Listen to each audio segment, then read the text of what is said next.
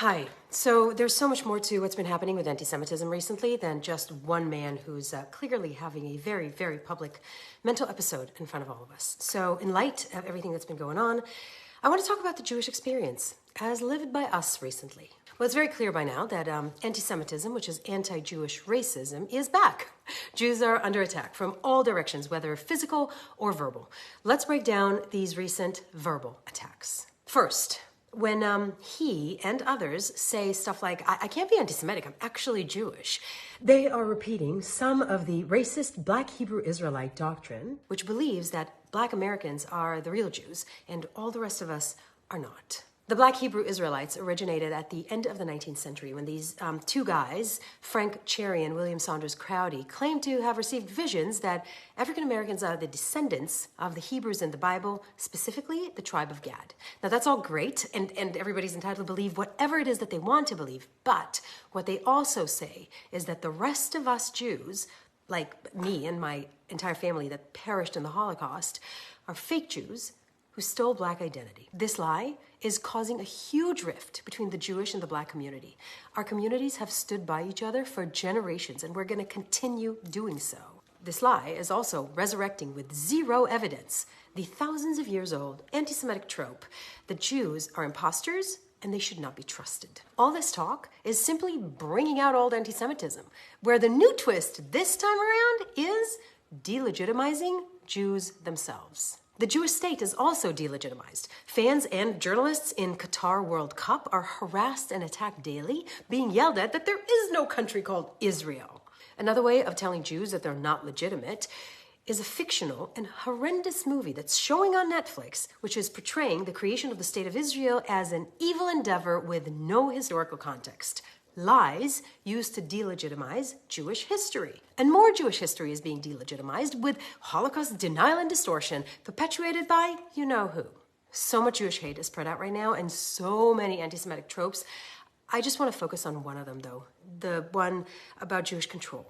Specifically, Jewish control of Hollywood. You see, this trope is being repeated so often that even people who probably don't particularly like Hitler seem to agree that, yeah, Jews, they do control Hollywood. Well, Jews don't control Hollywood. Yes, there are a lot of Jewish people working in Hollywood. You know why? Because of anti-Semitism. Because for years, Jews were not allowed to hold certain jobs, so they invented new ones for themselves. One of them is the movie industry. Working in an industry doesn't mean that you control it. Jews don't control shit in Hollywood.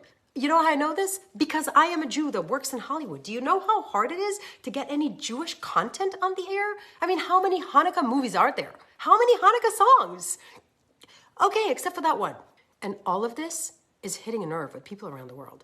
And they kind of say to themselves all of a sudden, like, yeah, Jews, they do have a lot of control.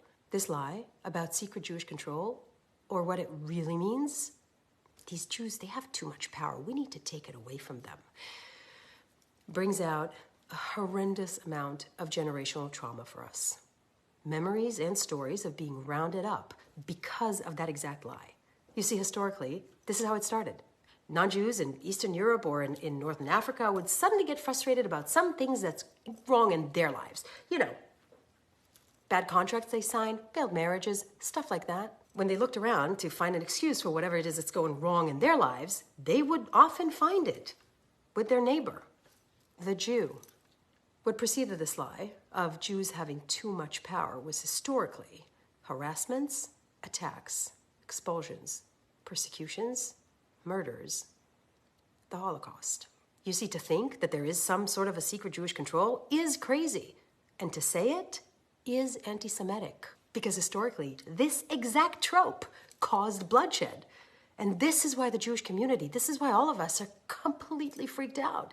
This is why we can't just say, oh, he's just cray, because we've heard these words before, and we know where this can lead. And here I am again, having to defend my history, my identity, my culture, myself. So, we've heard this before so many times, but this time around, we're not backing down. We're not. We're not recoiling, we're not shutting up, and we're not going away. And I'm here to say to all you anti-Semites out there, all of you, with all the love, right? With all the love, because we love everybody. So I'm saying to you with all the love, fuck off. Yeah, no, actually, no. Better yet. Come for Shabbat. See how it's really done. Okay? We got this. Am Yisrael Chai.